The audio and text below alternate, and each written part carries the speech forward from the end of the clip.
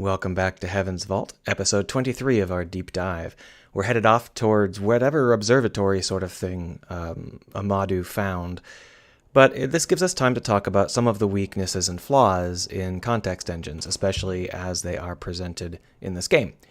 One of the problems is that there are going to be things that don't actually get brought up, but the context engine thinks they were, and vice versa.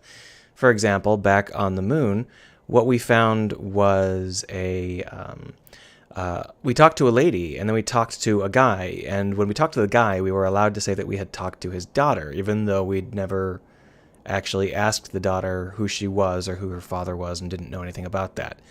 Similarly, when we talked to Amadou and we got the things that we got, there was a piece of conversation that implied we hadn't gotten them. So there were some flaws in the context engine there. And those kinds of flaws are never going to go away entirely, but they can be minimized with the use of a good tool that keeps track of what sort of topics are getting brought up and then can flag it if you haven't written a branch of dialogue correctly. And, if you either brought something up that you didn't mean to, or you need a variant that doesn't have that brought up, or you need to force someone to bring it up before they're allowed to break conversation, those are all things a tool can help highlight, and they're tough to do on their own. For the longest time, Mayari didn't know about the Nightingale. I would hitch lifts with robot couriers to Elbereth, then slip away to play aboard the ship. Until one day, when Oroi reckoned she could figure out how to launch it. And of course, I didn't know how to stop. I pretty much crashed into the dock on Iox.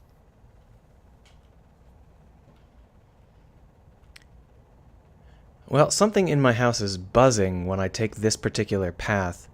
It's odd because it goes away when I pause it, so I can't really try and figure out what it is. My computer might just be vibrating so hard, but it doesn't seem like it's a sort of... Maybe it's that. Well, let's find out. Sorry about that. Anyway, that's the first problem that we ran into here on Renaki, is that the context engine didn't quite keep up with expectations. But another problem that we ran into is just the fact that the forward momentum of the story is very weak. We don't really have any strong reason to go to any particular place. Right now we've chosen what is arguably the strongest of our leads, and it's just that a librarian mentioned that he'd heard a guy talk about an observatory, and the guy said, "Oh, I actually don't know anything about it, but here's a bracelet." And that's our lead. It's not very compelling. Not only is there no personal stakes in this matter, there's also no informational stakes in this matter. There's nothing here that's like, oh my gosh, we really have to go here to learn more. It's like, who even knows if this has anything to do with the observatory we are trying to reach? So because of that, it's a little bit tough for us to have any sort of inertia in this story. And this seems to be true regardless of how you play it. You'll reach these bare spots where nothing's pulling you forward. And the game knows this, because every time you turn it on, it gives you a summary of all of your leads and tries to make you feel like they have merit, like they're worth going and exploring. So, the game knows that there's a problem with this. It's just that it doesn't really have a good way to fix the problem. Well, that's something that I think is a fundamental misunderstanding of how to set these contexts up. I think that we can set up these contexts to be a lot more compelling by understanding where the emotional beats are, where the investment is, and making sure that those things happen at the right time. Just to go back to the Mass Effect example, if we're writing up a Tali story and we need to have Tali uncover some of the history of her ancestors, and separately we've got a Geth story where the Geth are, we're discovering that the Geth are not only sentient but are also capable of being fooled and joining a religion, basically what amounts to a religious cult. Those are both related contexts, and one can pull to the other very, very well if we write them that way, and we're careful to set up bridge connections between them, so that whenever the player hits a point on Tali's branch, that marks the beginning of an upswing for Tali, but we really should have the upswing on the Geth at the same time. We just make it so that they can't hit Tali's next point without finding some basics for the Geth's next point. And we can do that either by directly bridging them, Tally brings up something Geth related, or we can do it via some kind of smart context engine where any given beat on any given place, any context that we have, can bring up a Geth point. And it'd be like, oh yeah, we're actually researching this doctor that was implanting people with weird organ clone things, and here's a little bit about the Geth, just kind of buried in there, just to get you awake and aware of the Geth as something that exists, something that you may want to investigate, and by doing that, we can push the player to advance the Geth context without advancing the Tally context too far. Similarly, we can write in some slack with the Tally context, so if the player is advancing too quickly on the Tally context, we can throw in a lot of Tally-related fluff, things like dates or whatever, rather than advancing her core plotline.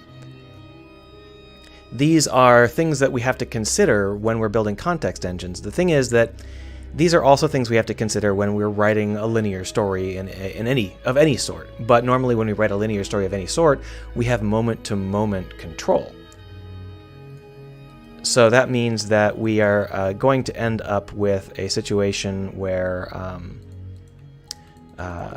if we were doing a normal game, we'd say, okay, well, we need to advance the Geth plotline before we advance the Tally plotline.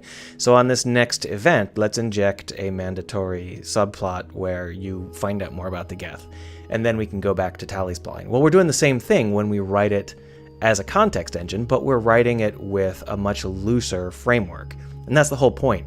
If we write with a context engine, we are able to write a much more loosely bound set of plot elements and that allows us to write more faster, at least in theory. And it also allows us to adjust to the player's preferences, at least in theory. And that's what I'm looking forward to, and that's why I think that the context engines need to become more common, need to have some tools to help us write them and that sort of stuff. Now, this was entirely a technical discussion. There's nothing really game related at the moment, so I may just call this its own episode without moving on to the next area at all, but we'll know more once I get close to it. If we take a look, we're still pretty far away, so we'll just keep talking for a little while. Maybe I'll try and investigate why my computer is clattering. I don't know. This game should not be challenging my computer. It's not brand spanking new, but this game is it's not supposed to challenge your machine that much. Not sure. Well, it doesn't matter. Any way we cut it, the thing I'm trying to say here is that with a context engine, we're still writing linear plots, but those linear plots are not experienced according to a specific linear experience. The player can go through them at different rates at different times, and as long as we have a tool to help us keep track of which plots advance at which speed, which contexts move at which speed and are connected to which other contexts, we can make sure that the player's experience never falters, and we can hit all those strong emotional beats when we actually need to, rather than missing them and being left with this giant pile of uninspired, oh, well, where do we go now? I don't know. Where do you want to go now? I don't know. We can also talk more about branching paths at some later date. I have to think a little bit more about the best way to handle them, but there are a lot of branching paths in this game. For example, did you know that a Roy's house can get sacked? So that means that you can actually find a Roy's house, like, smashed up and searched. It's like, that's something that most people aren't going to find, right? So that's an option. It's a branching path, and it's important to know how to write those and how to make sure that they give the player more of what this particular playthrough needs without actually costing you too much effort to create and without injecting random stuff the player doesn't need. If your side quests aren't adding to the experience of the player, then why are they there? So your side quests should always sink the player further into the fiction of the game, into the feel of the game, and that's something that you can do if you know what that's supposed to feel like at the moment. And I think that that's something the context engine can help us out with, because we'll be able to determine which contexts are in play and what the player is supposed to be feeling right this second. We're getting pretty close now, so I'm going to go ahead and stop this episode, and we'll start up again right afterwards.